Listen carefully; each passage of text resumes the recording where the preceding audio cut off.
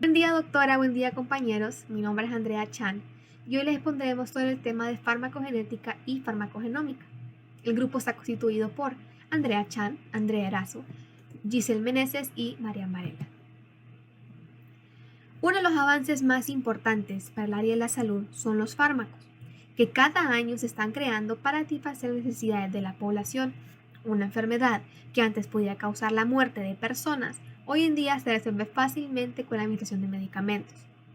Sin embargo, para tener mejor conocimiento y tratamientos más efectivos, es necesaria la incorporación del estudio de los genes en el estudio de farmacéuticos. La farmacogenética y la farmacogenómica nace de esta demanda de la población de estudiar más sobre la relación entre los genes y la farmacéutica. ¿Para qué? Para garantizar el éxito del tratamiento hacia enfermedades específicas o en individuos específicos. En general, el propósito de nuestra presentación es conocer más sobre esas disciplinas y la relación que existe entre la rama farmacéutica y la genética. A lo largo de la presentación estaremos hablando sobre las dos disciplinas, sus aspectos éticos, ciertas enzimas farmacogenéticas y de los factores genéticos que condicionan la respuesta de un fármaco. Tenemos 6 objetivos principales. Número 1. Definir farmacogenética y farmacogenómica y comparar entre ambas disciplinas. Número 2. Describir el surgimiento histórico de la farmacogenética y la farmacogenómica. Número 3. Definir polimorfismo farmacogenético. Número 4. Describir los factores genéticos que condicionan la respuesta de un fármaco. Número 5. Explicar la farmacogenética de las principales enzimas metabolizadoras de drogas: citocromo P450, glutatión S-transferasa y tiopurina metiltransferasa. Y número 6.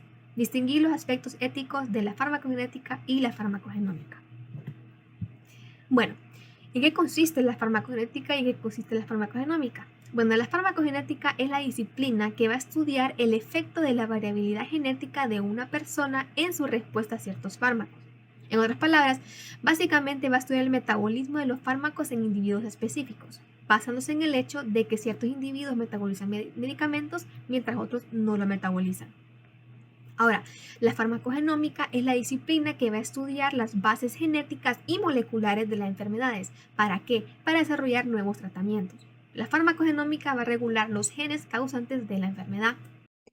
Ahora pues vamos a hablar un poco de la historia de la farmacogenética y esta, como podemos observar, se remonta al año 510 a.C., cuando Pitágoras observó que la ingesta de habas producía en algunos individuos una reacción que podría ser potencialmente fatal. Con el tiempo se reconoció que esta se trataba de una anemia hemolítica, que aparecía en las personas que tenían deficiencia en la enzima glucosa 6-fosfato deshidrogenasa.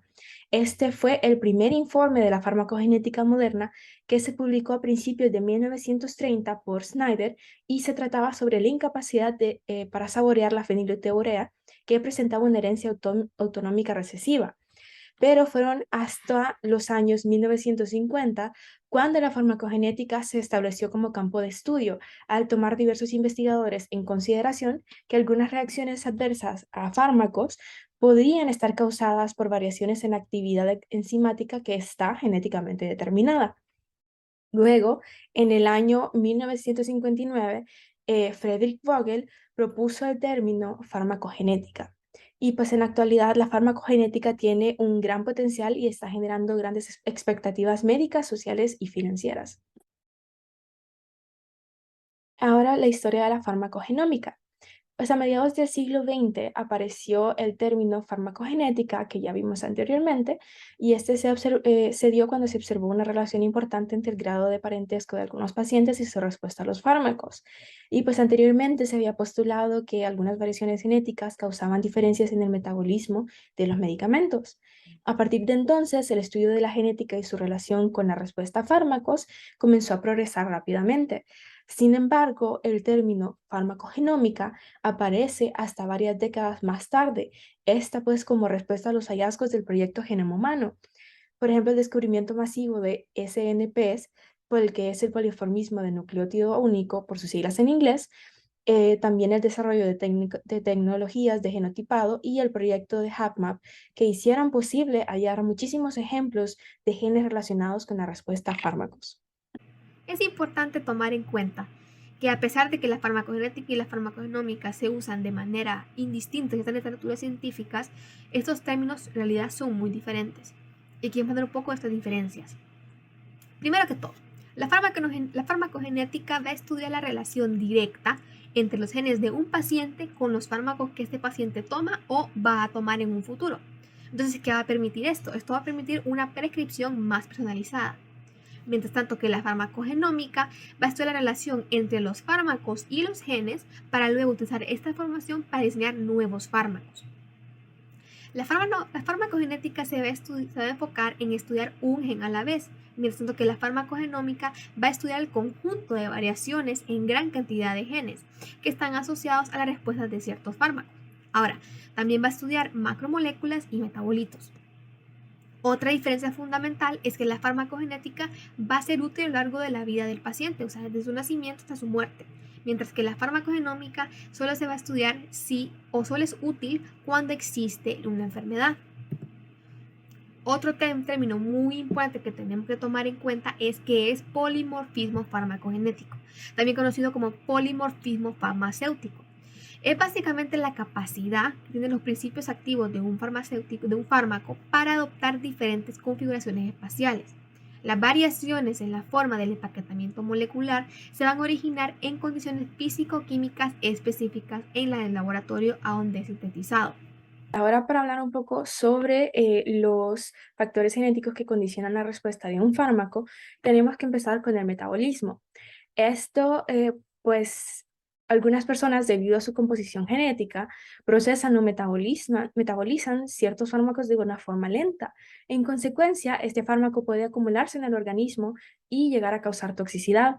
Luego está el opuesto de esto, en el cual algunas personas metabolizan los fármacos de una manera tan rápida que después de tomar una dosis habitual, los niveles de ese fármaco en la sangre nunca van a llegar a ser lo bastante altos como para que resulte eficaz. Luego tenemos que pues aproximadamente una de cada 1.500 personas va a presentar niveles bajos de pseudocolinesterasa, que esta pues es una enzima sanguínea que inactiva fármacos como la succinilcolina, que se administra a veces para conseguir una relajación muscular temporal en intervenciones quirúrgicas. Si este fármaco no se inactiva con rapidez, la relajación muscular se puede prolongar y es posible que la persona no sea capaz de respirar por sí misma cuando acabe la cirugía, que normalmente es lo habitual. Estas personas podrían incluso necesitar un respirador durante un periodo de tiempo prolongado.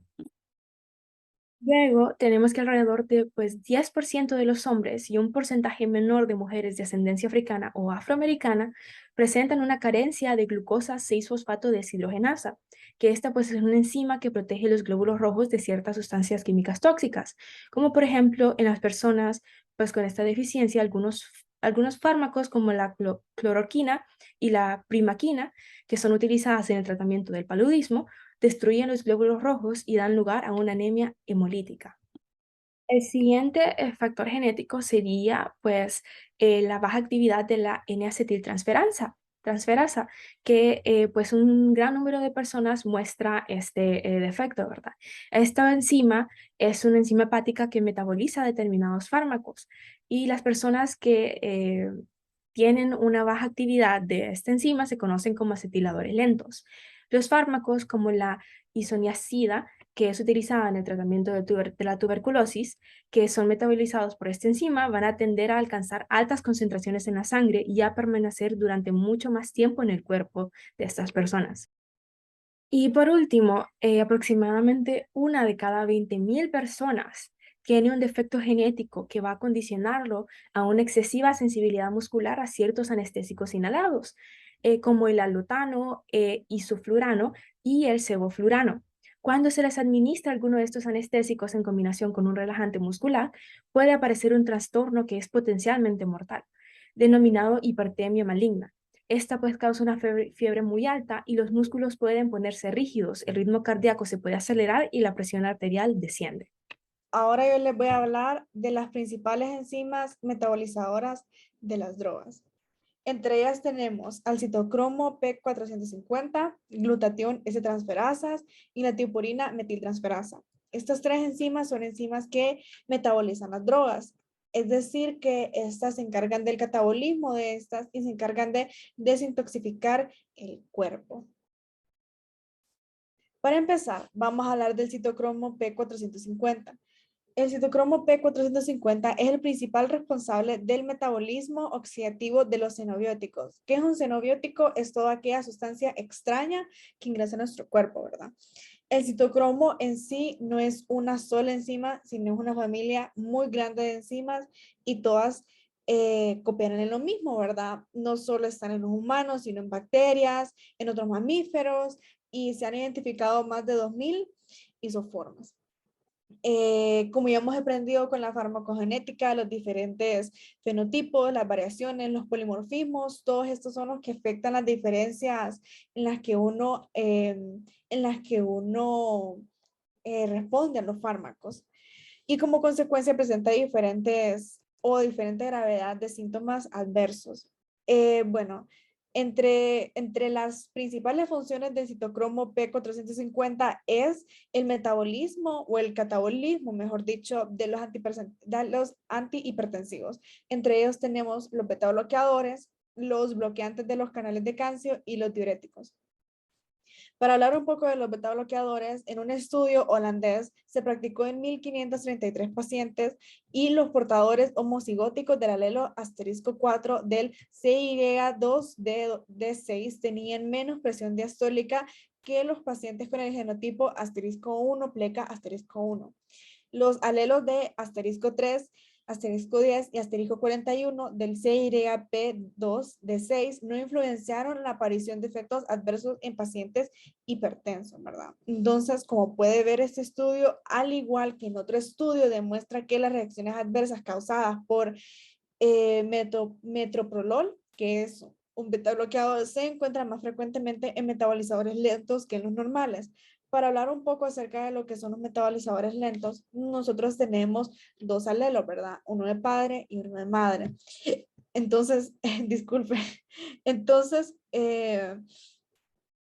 este alelo, si uno es funcional, bueno, si ambos son funcionales, se dice que es un metabolizador normal. Si uno es no funcional, se dice que es un metabolizador intermedio. Y si ambos son no funcionales, se dice que es un metabolizador deficiente. Y esto afecta claramente en la gradación del fármaco y cuántos efectos adversos va a tener.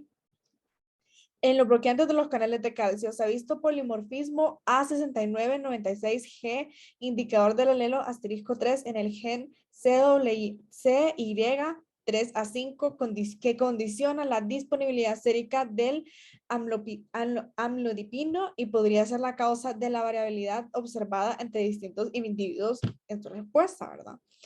Y para hablar un poco de los diuréticos, un estudio demostró en voluntarios sanos que el alelo asterisco 3 del CYP269 es un predictor independiente de la farmacodinámica de la toracemida y que la coadministración con iversatán incrementa significativamente la concentración plasmática de la toracemida. Esto significa que esos dos fármacos juntos, bueno, específicamente el iversatán, incrementa cuánto tiempo la toracemia se almacena en la sangre, ¿verdad? Y esto lleva a efectos adversos. El glutatión es de transferasas. Su papel principal es en las vías de detoxificación y resistencia a los medicamentos, específicamente a los medicamentos anticancerígenos. Y esta enzima es de gran importancia porque, bueno, como dice aquí la diapositiva, las GST están particularmente bien estudiadas debido a su papel en la epidemiología y el tratamiento de cáncer por dos razones. Estos fármacos lleva la sobreexpresión de estos fármacos lleva a la resistencia, la sobreexpresión de estas enzimas lleva a la resistencia de los fármacos anticancerígenos y también cada vez hay más pruebas que los polimorfismos podrían desempeñar un papel en el desarrollo del cáncer porque muchos son cancerinógenos y se inactivan a través de los sistemas GST. Se ha visto evidencia en cáncer de mama, en cáncer colorectal principalmente, en cáncer de pulmón, ¿verdad? Para hablar un poquito más del cáncer colorectal y estos estudios, hay pruebas que el polimorfismo en GSTT2 cromosoma 22, exones 4 y 5 podrían ser significativos, ¿verdad? Para este cáncer y que el polimorfismo en GSTP1 está involucrado en el carcinoma de pulmón de células escamosas. Las GST también se consideran dianas en la quimoresistencia de varios cánceres, especialmente cuando estas se encuentran concentradas en células tumorales. Estas llevan a la resistencia, que estos tumores resistan, ¿verdad? Y las GSTP desempeñan un papel importante en la inactivación de las sustancias quimioterapéuticas. Y esto es importante porque significa que le estamos dando un fármaco al paciente que no necesita, ¿verdad? Que realmente lo necesita, pero le está causando más daño al cuerpo que al tumor. Y por último, tiopurina metiltransferasas, estas enzimas citoplasmáticas codificada por el gen TPMT que catalyza la inactivación de los fármacos tiopurínicos. Estos fármacos son importantes porque son inmunosupresores y si una persona no metaboliza bien este fármaco, tiene un riesgo aumentado de tener un cáncer, ¿verdad? Entonces, por eso es importante para la farmacogenética que se estudie bien si la persona es capaz de metabolizar en los medicamentos. Las diferencias en el ADN que constituyen el gen tiopurina metiltransferasa puede cambiar cuán bien la persona puede componer estos medicamentos, ¿verdad? Un medicamento del que vamos a hablar mucho es la azatioprina, perdón, y al analizar con una prueba farmacogenética se pudo encontrar varias manifestaciones, ¿verdad? Así como que se determinó la presencia de las mutaciones asterisco 2, asterisco 3A, asterisco 3B y asterisco 3C de TMTP. 9 portaban al menos un alelo no funcional, uno de ellos de genotipo asterisco 3A, pleca asterisco 3A, y se detectó toxicidad en 3 de los 18 y en 2 de estos sujetos, en 2 sujetos de los 18, aparte de estos 3, se detectó que efectos adversos a los que eran metabolizadores normales. Es decir, que inclusive los que son metabolizadores normales todavía presentaron algunos efectos adversos, ¿verdad? Y ya para terminar de mencionar con estos fármacos, con estas condiciones, ¿verdad? Cuando hay 2 alelos funcionales, es decir, que la persona es un metabolizador normal, se dice que la persona son 9 de cada 10 sujetos, ¿verdad? Mientras que un metabolizador intermedio es 1 de cada 10 sujetos y un metabolizador deficiente es 1 en cada 400 personas, ¿verdad? Y esta es una condición genética de muy alto riesgo porque significa que presenta un riesgo aumentado de cáncer. Esto es todo lo que yo tenía que compartirle, ¿verdad? Ahora lo voy a dejar con mi compañera. Continuando, pues yo les voy a hablar acerca de los aspectos éticos de la farmacogenética y la farmacogenómica. En cuanto a los aspectos éticos de la farmacogenética y de la farmacogenómica, principalmente lo que hay en sí es un debate, tanto en los aspectos éticos de la farmacogenética como en los aspectos éticos de la farmacogenómica. Empezando con los aspectos éticos de la farmacogenética, se considera que el utilizar pruebas genéticas para predecir o diagnosticar enfermedades, así como para predecir la respuesta o reacción a tratamientos o valorar los efectos adversos de esos tratamientos, sería una herramienta que mejoraría la salud para una gran cantidad de personas. Sin embargo, es aquí donde surgen los aspectos éticos, principalmente problemas éticos. La información que se obtendría por medio de estas pruebas genéticas podría provocar problemas en cuanto a la información, desde el acceso hasta su utilización, pues podría haber un conflicto de intereses del individuo que se encuentra afectado con los de otras personas o entidades. Lo que podría inquietar en sí es el decidir quién, bajo qué circunstancias y con qué objetivos se podrían realizar las pruebas genéticas, con muestras biológicas, perdón. Como quién tendría acceso a la información obtenida, a quién podría comunicársele y bajo qué circunstancias, también qué utilización se le daría y qué medidas de protección se utilizarían también. Y es todo esto que les acabo de mencionar lo que provoca un debate ético. El consentimiento es un punto importante de la ética en la farmacogenética.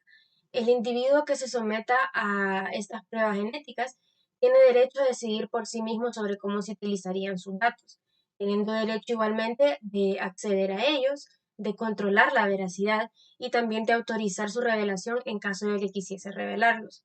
Pues ninguna persona ni asociación podría tener acceso a la información genética de una persona sin tener su consentimiento.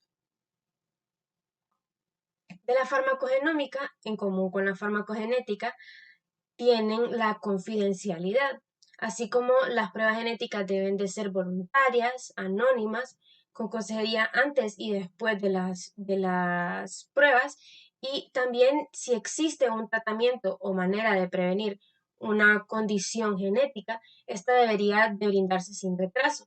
Sin embargo, hay problemas éticos. Para ser éticamente justificable, una prueba o un ensayo clínico, este debe producir beneficios y minimizar los riesgos. Por lo tanto, debe haber una prueba de determinación de riesgo-beneficio para el paciente antes de que se empiece el estudio. El problema con esto es que en farmacogenómica implica varios problemas éticos. Primero que todo, en algunos casos no es posible establecer con claridad los beneficios los beneficios para el paciente al hacerse una prueba genética. Incluso es posible que cuando se haga una genotipificación de manera prospectiva no se observen eventos adversos o una menor eficacia del tratamiento. Igualmente, así como en otros tipos de pruebas, pueden darse resultados falsos positivos que terminan en graves consecuencias para el paciente. Entonces, si un paciente tiene resultado falso positivo en una prueba de eventos adversos, el paciente podría ser excluido de un tratamiento y de los mismos beneficios que este podría proveerle. Podría también causar ciertos tipos de discriminación laboral y podría incluso causar que se le niegue una promoción al trabajador. En cuanto a las enzimas, la presencia esperada de determinada proteína o enzima particular para satisfacer los requisitos de un medicamento personalizado podría no ser observado debido a las diferencias culturales, sociales y étnicas. Por ejemplo, mestizos y desnutridos puede que nunca se beneficien de esos medicamentos que podemos llamar personalizados, ya que generalmente estos son probados en personas bien nutridas y de una distinta etnia. Y ya que gran parte de la variabilidad genética humana se relaciona con diferencias étnicas, es probable que los medicamentos se produzcan específicamente para distintos grupos. Y esa producción específica o personalizada podría contribuir a divisiones en la humanidad más que a unirla. Como séptimo punto, pues está la seguridad de los fármacos. ¿Qué probabilidad habría de que el fármaco sea seguro o sea eficaz? Pues tenemos que recordar que la eficacia y seguridad de un medicamento se evalúa por medio de pruebas y no se pueden lanzar esos medicamentos sin antes tener estadísticas sobre su eficacia y seguridad. Y claro, pues se busca que haya una probabilidad de eficacia y seguridad alta. Y por último, en cuanto a las pruebas de ADN, ya que se necesitan pruebas de ADN antes del uso de medicamentos, esto crea nuevos riesgos en cuanto a la violación de la confidencialidad, tanto del paciente como de su familia. Incluso, según un estudio brasileño, puede surgir un nuevo concepto de discriminación social, etiquetando a las personas según sus genes en dos distintos grupos, los grupos de las personas eufarmacogenómicas o el grupo opuesto.